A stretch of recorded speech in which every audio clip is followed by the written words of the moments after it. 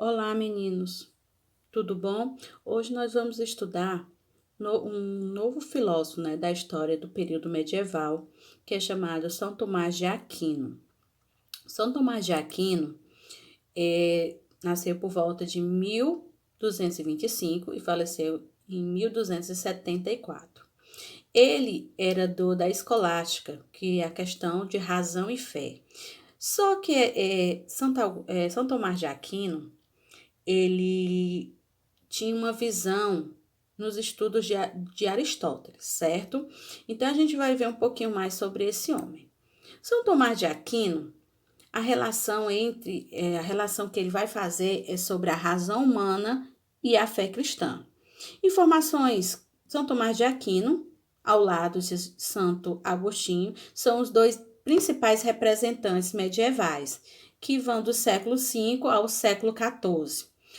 Tomás pertence à segunda, né, a alta escolástica, que vai do século XII ao início do século XV, e tem como objetivo central conciliar fé e razão. Ele vai tentar explicar, fazer ele não vai colocar uma acima da outra e outra dizendo que uma é mais importante do que a outra, ele vai tentar conciliar. Quando ele tenta conciliar, ele vai utilizar pensamentos de Aristóteles para poder fazer essa dialética, esse entendimento entre razão e fé. A principal finalidade de Tomás foi organizar um conjunto de argumentos para demonstrar e defender as revelações do cristianismo, de modo a não contrariar a fé. Certo? A partir da razão, a partir do conhecimento, a partir da teoria do conhecimento, ele vai tentar explicar as revelações do cristianismo, mas tendo muito cuidado para não contrariar de maneira nenhuma a fé. Essa filosofia medieval, ela abrange bastantes pensadores, certo? E tanto europeus, árabes, judeus, e é um período em que a Igreja Romana dominava a Europa. A gente está partindo de um contexto histórico, certo? Que vocês lembram um contexto histórico do período medieval. E que a igreja, ela estava totalmente voltada, né? A igreja era grande centralizadora de poder nas mãos naquela época do período medieval. Então, a partir daí, né, a filosofia medieval também é conhecida como o nome de escolástica, né, a partir do século XII. E um dos temas mais constantes da escolástica são as provas da existência de Deus e da alma, isto é, demonstração racionais da existência do infinito, criador e do espírito humano, imortal. O que é isso? Ele é tentar fazer a diferença e a separação das questões de Deus e a questão da fé, questão de razão e o que o homem acredita, né?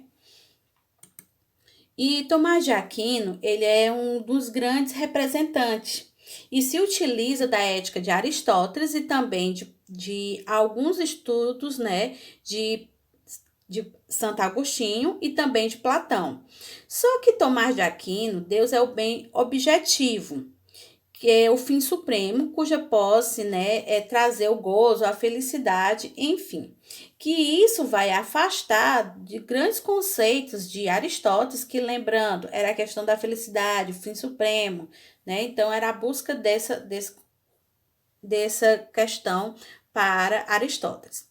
E aqui, gente, nós vamos ver a teoria tomística. É as pessoas no qual ele se utilizou para fundamentar a sua teoria. Aspectos fundamentais.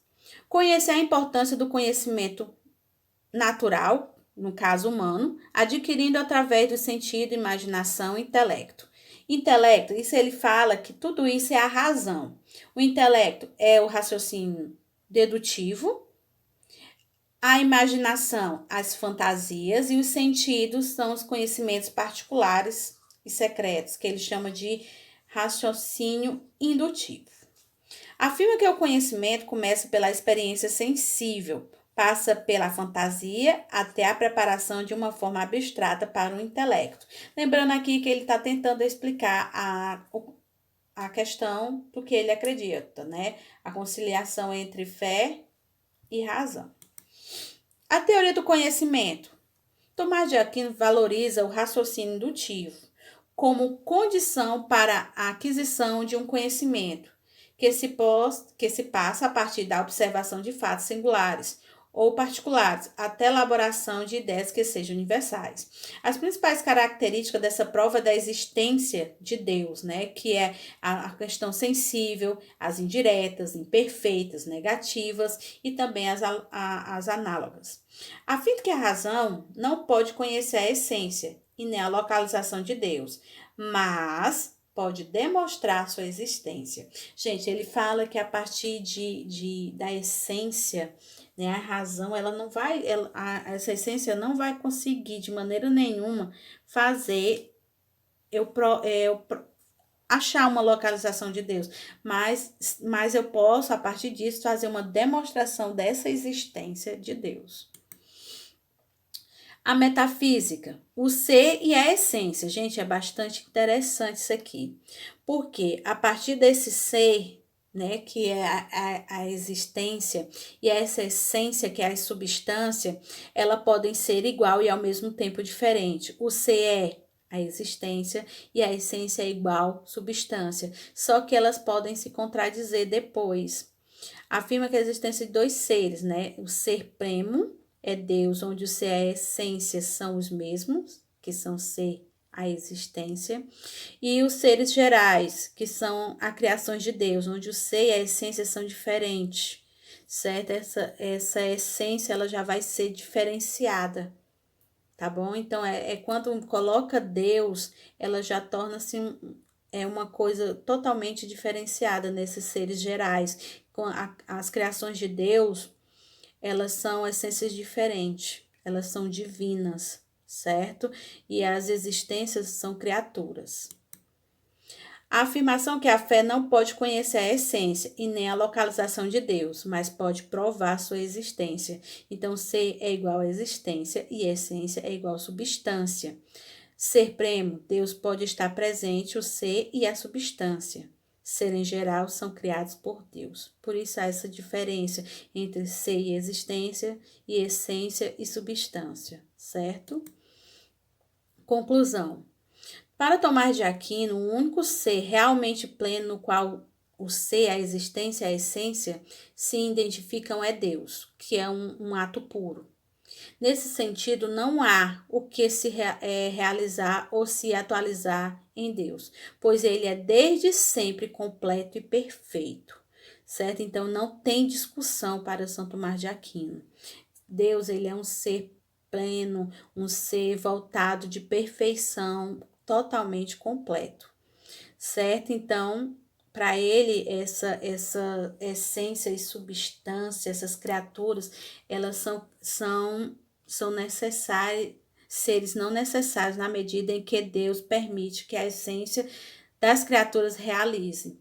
Então, eu posso criar algo, Michele, mas a essência principal, que é Deus, aí ela pode realizar coisas extraordinárias, certo? Segundo ele. Aí é a base da sua filosofia, razão e fé, né? E teologia. Oposição, conhecimento pela fé e relação bíblica, conhecimento pela razão. Ele faz essa investigação do conhecimento da fé, certo?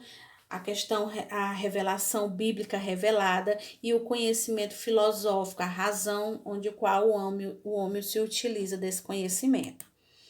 E aí temos a questão de fé e razão, teologia, né, ciência, que é a fé, e a filosofia que ele utiliza sendo como razão. Funda-se numa síntese definitiva, fé e razão, unindo em sua orientação comum, que é a questão de Deus.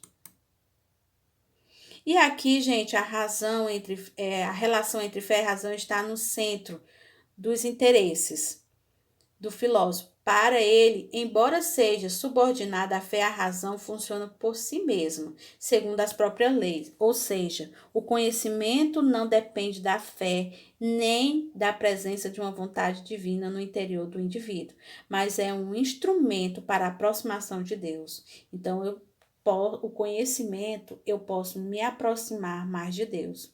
A inteligência é uma potência espiritual. E aí ele vai tentar explicar a existência divina, que é essa existência de Deus, utilizando as causas, né, de Aristóteles. O primeiro motor, né, que tudo aquilo que move é movido por um ser. O segundo, a prova, há um ser que move tudo nesse motor, que é Deus.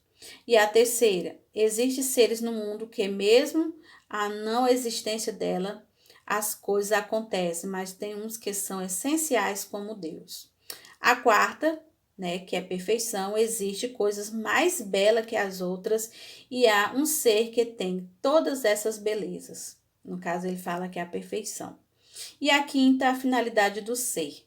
Há um ser inteligente que comanda tudo no mundo. Gente, essas são as 5 provas da grande perfeição, né, da existência de Deus. Que ele é um primeiro motor, né, causa principal, uma causa eficiente, necessária, voltada de perfeição e com grande finalidade. E aqui ele vai falar um pouquinho sobre a virtude, né, teológica, fé, esperança, caridade. Virtude, cardeais, que é a coragem, justiça, temperança, prudência. Vai falar sobre os pecados capitais, que aí temos a gula, a avareza, preguiça, luxúria, cólera, inveja e orgulho. E as virtudes morais, sobriedade, né, trabalho, castidade, mansidão, generosidade, modéstia.